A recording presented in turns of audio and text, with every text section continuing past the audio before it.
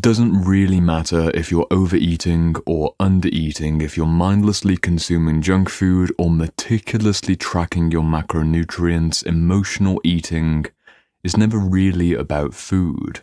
It's about safety and control, or to be more accurate, it's about the lack of safety and lack of control that you're feeling in your life. And today's questioner has already made this connection between emotional eating and the sense of safety, but this is a complex and nuanced topic with many different variations upon the theme of food. So in today's video, I've broken down a framework into 3 simple, very oversimplified lanes of past, present, and future. We're going to look at family narratives, we're going to look at current compulsions, and we're going to try and hopefully paint out a vision of your relationship with food for the future that you actually want to live, all within under about 20 minutes or so. But it's a complex territory, and before we dive into this issue of family narratives and the conditioning that led you to current compulsions and your problematic relationship with food, I need you to appreciate that I'm trying to cover a wide variety of issues here.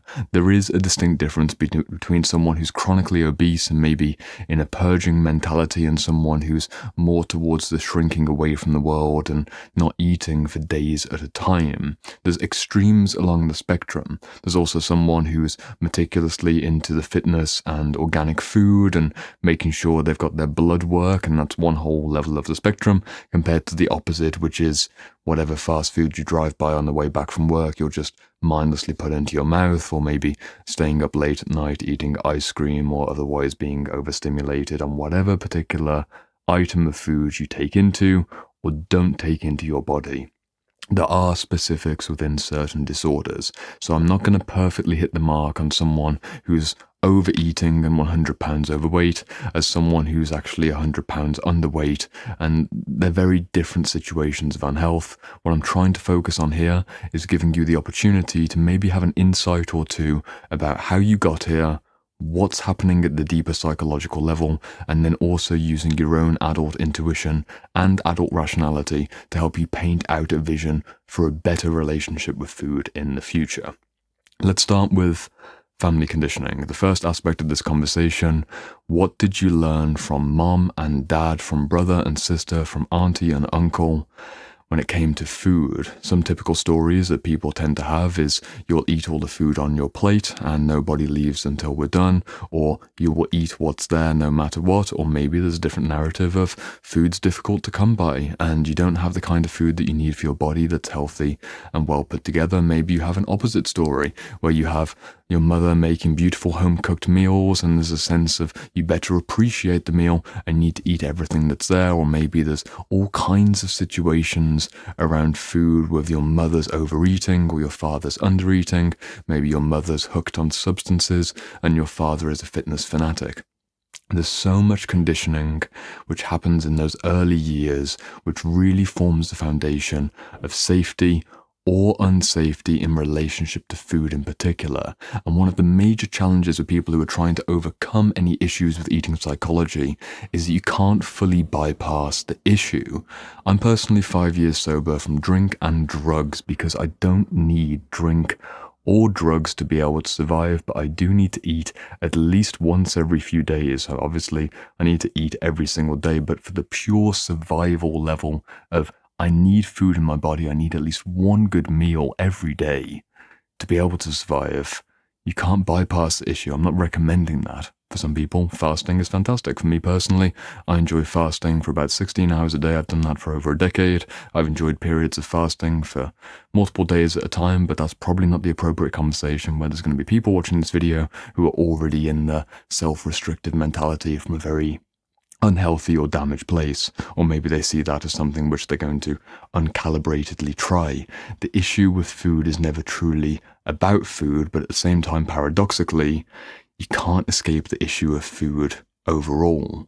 Drink and drugs and substances and screen addiction, gambling addiction, addiction to adult websites, they can all be taken away. You can literally remove screens from your device, you can remove harmful substances, but the food narrative is something which was fundamentally embedded into your experience of life from your very first days on Earth. If you go deep back into the conditioning, the deep conditioning, and this is real unconscious territory around things like breastfeeding or early feeding pre-memory period from the age of 0 to roughly about 3, there are so many stories that you don't yet usually have access to until you start to really piece together your own trauma timeline, or at least the food timeline as it relates to the wounding. Some mothers feed on schedules, other mothers feed whenever the baby cries, other mothers are overwhelmed and don't know what to feed at all, and unfortunately, if we go back all the way into the conditioning that happens within utero, your nervous system is wired to a degree. Science would back this up based on the diet of your mother, because in terms of the embryonic environmental epigenetics, the baby needs to be prepared for the environment which they are being born into. If you live in one culture and one climate, you're going to have very different diet from another culture and another climate, and you are literally made of the stuff of your mother. So the conditioning goes all the way deep, and I can't cover it all. You need to go into embryology and prenatal psychology to learn how things like caffeine consumption, alcohol consumption, maybe if your mom was smoking, the quality of the food that she was eating, all of these things do impact your nervous system at a deep level. And if you start to think, okay, actually my mom probably ate this way, or you already know that she ate a certain way, or she had a certain relationship with food, and again, this can get even more complex. Maybe in utero, your mom had issues with digestion, she had irritable bowel, or she had issues around going to the toilet, issues around consumption, maybe she had her own fitness or lack of fitness story. That all becomes the stuff which you're made of inside of her womb. It goes deep. And you might think, why are we talking about what was happening when I was inside my mother's womb? I've just got this overeating or undereating issue in my current adult life. It goes back to deep conditioning. There's deep nervous system conditioning, which to a very large degree can be shifted, but it's also understanding that there are biological baselines which have been, to some degree, coded into your nervous system. And that could be, it has been for some of the clients I've worked with, the breakthrough anchor where they realize, wait a minute, I'm just eating like my mom probably ate during pregnancy because she was stressed out with work or with the marriage or with the thing that was happening in the politics at the time. And I'm just eating exactly the same way she did when she was in her pregnancy period. And you get the shift. But there's another shift that happens there. It's not just the story of pregnancy, it's the entire story which was conditioned into you before you left home, or at the very least, before you got control over your own food choices. Normally for most children, this is between about the age of 0 to 13 or so, maybe a little bit younger, but usually we're not getting too much food outside of the home with our own money until we're a teenager. So at the very least, the 0 to 12 period, your food choices are almost entirely influenced by your family food choices. You've got your family food narrative, that's the surface level, the literal things that you're eating, but you've also got your family's relationship to food, which is your mother's relationship, your father's relationship, any siblings, aunties, uncles, grandparents. There's this whole nest of stories. Inside the womb, there's a biological baseline which is informed by these stories, but throughout your childhood, you have a food narrative and a narrative of food as it relates to safety, control, belonging, well-being, and a variety of very complex aspects, because it's a 12-year period that we're talking about right now, and it's also multiple moments per day, multiple different variations along a theme. I can't cover everything. But if you accept that there's conditioning, and you can see the possibility that the conditioning that you received doesn't need to be the future that you repeat, you're going into genuine trauma work. Excuse me. Interesting that I'd burp in a video like this. That's one of the issues in itself, of people obviously getting digestive interruptions. There's many ways that we relate to food. There's many ways that your trauma story in regards to food might have been woven together. The main thing that you need to do If you really want to make sense of this, you can get a pen and paper and write down your trauma timeline, or even write down a variety of bullet points of this is what mom felt and what mom was doing, this is what dad felt and what dad was doing, this is the relationship between the two of them. Does that relationship to this type of substances, this relationship to sugar? Fatty foods were never allowed, or maybe there's too much fatty foods. Comfort foods were this and that. Certain types of animal products maybe were allowed, over encouraged, under encouraged. Maybe you were raised vegan or hyper carnivore. Maybe you were raised in a certain culture. Just get that all down on a list. That's the family conditioning, that's the deep childhood conditioning, and the freedom that I'm inviting in this video is that although there are present-day compulsions and a future possibility, the past narrative, just this segment of the past, everything before this moment when you're watching this video, is a story. It's also other things, but there's stories and there's narratives. It's not the full depth of trauma psychology. I know, I make videos on this. Every video that I could possibly make that's generalized is going to be fundamentally incomplete. But see that the story might not be yours. I learnt this firsthand as I moved out of my parents' home when I went to university, and then increasingly improved the quality of my diet and how I feed myself. I wasn't raised in a family of beautiful home-cooked meals and high-quality organic food. It was microwave food, it was oven food. Food was very much an issue in terms of getting the cheapest possible food in the north of the UK, or in the Midlands, to be more precise, around Birmingham, and just very low quality beans on toast and pie in the oven kind of diet. As I got deeper into fitness, I started forming my own narratives, and for me, roughly about the age of 16, I realized I could split out my family narrative from food and create my own narrative for food, and I kept reinforcing that. But even today, I'll notice in certain moments, if I'm feeling stressed, there'll be a comfort eating response potentially where I'll go back to an old item of food that I used to go to when I was a child. Something like beans on toast, for example. Of course, now it's like organic beans with beautiful high quality spices and not just a crappy tin of, Tesco Savers bottom of the shelf beans in a sugary sauce. But it's still the fundamental idea of like a not necessarily too nutritionally complete meal, but I'm not throwing it out entirely. Every now and again I'll have something like that, really like once a month, if that. Very UK classic standard of beans on toast, didn't think would go there in this video. But I probably had that meal 3, 4 times a week, 5 times a week as a child. Maybe not 5 times a week, 3 or 4 times a week. Because it's just a simple, easy, cheap meal, and the food culture was the way that it was. There are ways to separate your narrative. There are ways to break free of the family story, and it starts to take us into the present moment. But please take the opportunity to realize if you are struggling with an overeating pattern of taking in too much of one kind of food, or comfort eating a certain stress response to escape from whatever's happening in the current reality, and it's linked back to something that was happening when you were 6, when you were 10, when you were 12, or maybe something that you saw your mom or your dad doing, you might be caught on a bit of an unconscious repetition, which unfortunately for us can be coded into our nervous system from the very earliest years in deep unconscious territory. And that's where it gets really tricky with the 0 to 3 age range, because if you were force-fed or you were given way too little food, it can create deep trauma inside the body, which can then be compensated for, or at least attempts of compensation are made in your adult life where you were malnourished as a child, so now here you are blowing up way too much, or maybe the opposite scenario. There's so many specifics. Just unplug yourself from the narratives if you know they don't work for you. The second aspect of this conversation of emotional eating is looking at the compulsions and the escapism which you're currently suffering from. It goes into the family narrative, but fundamentally for this part of the video, I want you to really accept that it's not about food. It's about safety and it's about control. Fundamentally, control. For most people, when I've worked with clients on issues of emotional eating, either having narratives where, as the many examples, and I'm not going to mention all of these examples again, you fill in the blank, just from the rest of this video, whatever you're looking at with your emotional pattern, I'll try and speak in a way where it's going to encourage that rather than being jarring in one way or another with too many examples at once.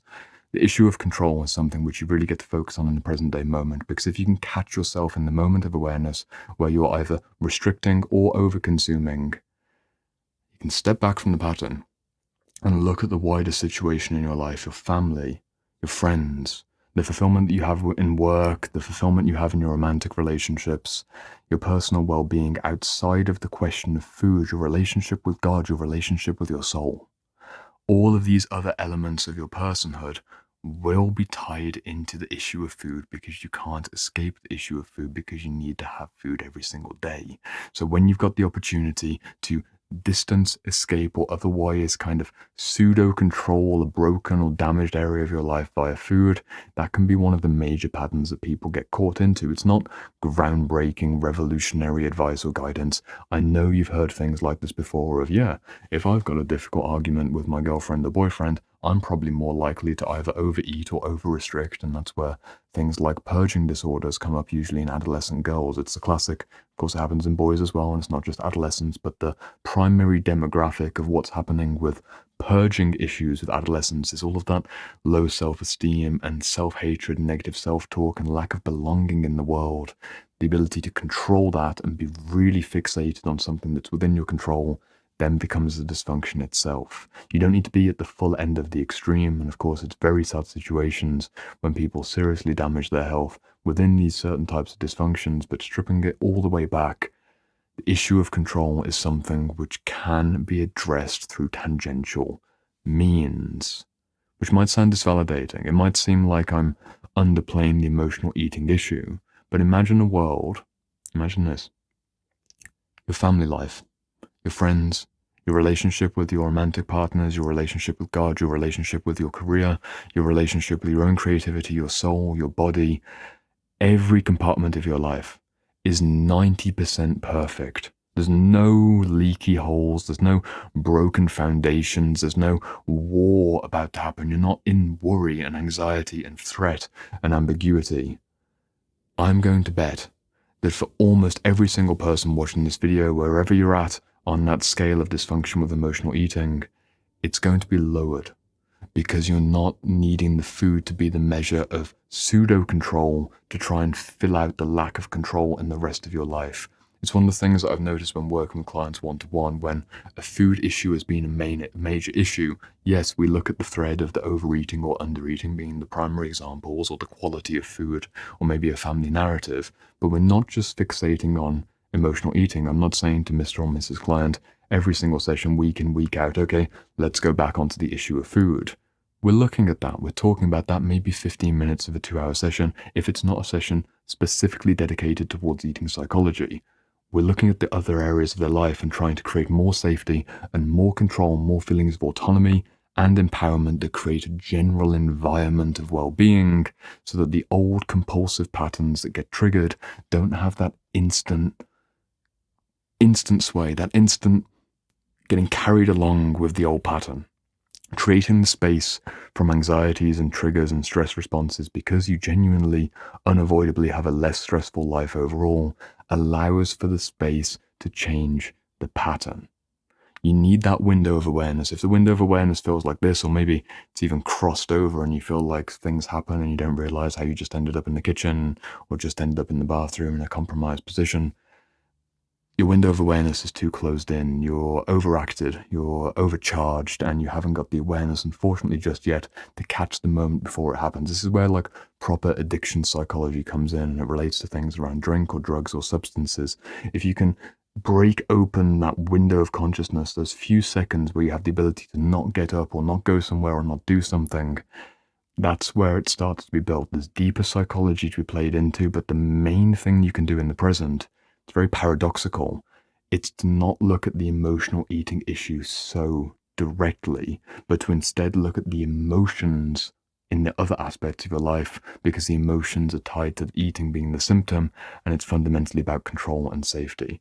You won't suffer, by and large, in most cases, as extremely with the need to control your food, or lack of control and lack of safety, if it's filled out elsewhere.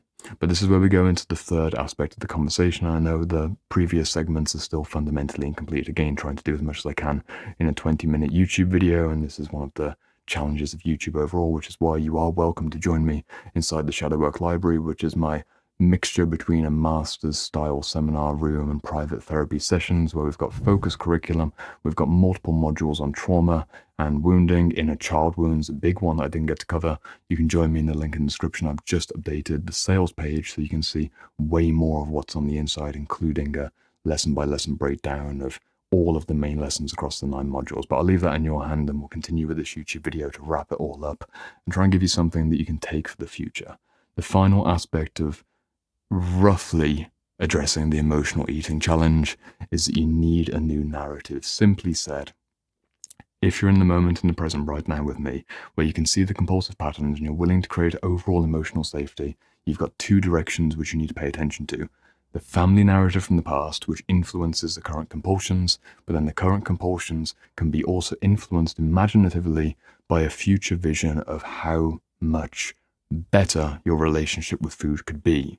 And this is very classic envisioning work. It's almost painting out a vision board of your relationship with food, and it's pausing and asking yourself questions like this, open-ended questions I'm making up now as if we're in a one-to-one session together. How would food feel if you were safe? How would food feel if you were in control? What would your relationship be with food if you felt like your life was happy and safe and fulfilled? How would you fuel your body if money wasn't an issue? How would you feed your body if time wasn't an issue? There's 2 interesting ones. What kind of quality of food would you consume, and how long would you take to consume it? If you had 48 hours in a day and you could learn to make meals, prepare meals, and enjoy meals without feeling like you're taking away from work or family or something else that's demanding your time, and really heal your lived relationship with food in the future, how would you do that? How would you bring more consciousness into the cooking and the eating of your meals? What kind of quality of food would feel best for your body? If you actually pause for the negative, the counterexample, which food feels dreadful? Which food feels like sickness? Which food feels like lacking control? Which food feels like punishment? Which food feels like agony, disconnection, or a chore? So many forms of that phrase. Which food feels gross?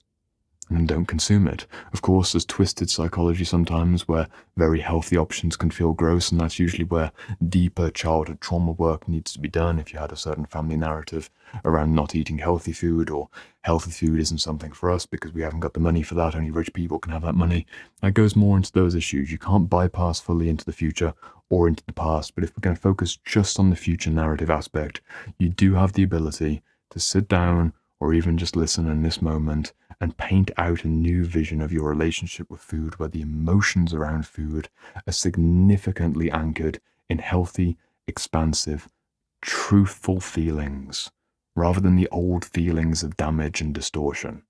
You have that ability. I gave you a variety of open-ended questions, but the one that I really want you to pause on is this idea of how food would feel if you were safe and if you were in control. How would your day-to-day interactions with food change if you woke up one day, everything was exactly as you wanted, and you get to choose the breakfast, lunch, and dinner in your timing, in your proportion, exact quality, exact quantity? If your fitness is included as well, how would you fuel yourself? All kinds of elements of the conversation. Start painting out the vision. If there's pain in the past and there's difficulties in the present, you can really create some safety by looking towards something that gives you hope, and that hope will filter down into your present. And every time that you make that choice and that window of expanded opportunity to make the healthier choice based on what your health would be, for some people this is eating more unhealthy food. It's a paradoxical statement there. Someone who's super fixated on always having the cleanest diet, maybe a healthier choice for them would be accepting that every now and again it's fine to have a burger or a donut or some kind of sugary drink within moderation. Depends on the individual. Could be a completely disvalidating, inappropriate level of advice to give someone else. Trying to do all that I can in this video. I see that we're now over the 20-minute mark, so I think I'll wrap it up. Fundamental framing for emotional eating. It's not about the food. Look at the conditioning from the past, look at the stories from the past, look at the compulsions from the present, create that window of opportunity to bring a new possibility in terms of those day-to-day choices or lack of choices with food, and form a future narrative which pours in and influences that opening of the window. That window opens up from healing the past and creating a vision for the future. You heal in both directions, and the food no longer becomes the central sticking point. It's a wider trauma healing timeline. It's a wider narrative of self-identity and safety.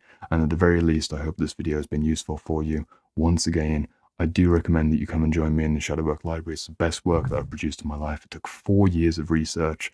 We've got module after module on deeper issues related to the wider narrative of wounding and self-actualization. And although emotional eating isn't directly covered within the course, everything else around this topic is. So you can join me in the Shadow Work Library. You can leave a comment down in the comment section sharing some of your story. I love responding to people. Or you can click off this video and click onto the next video, where I'll see you for more topics, and hopefully we'll frame out this safety and control in a way that really feels rewarding for you. I'll see you over there.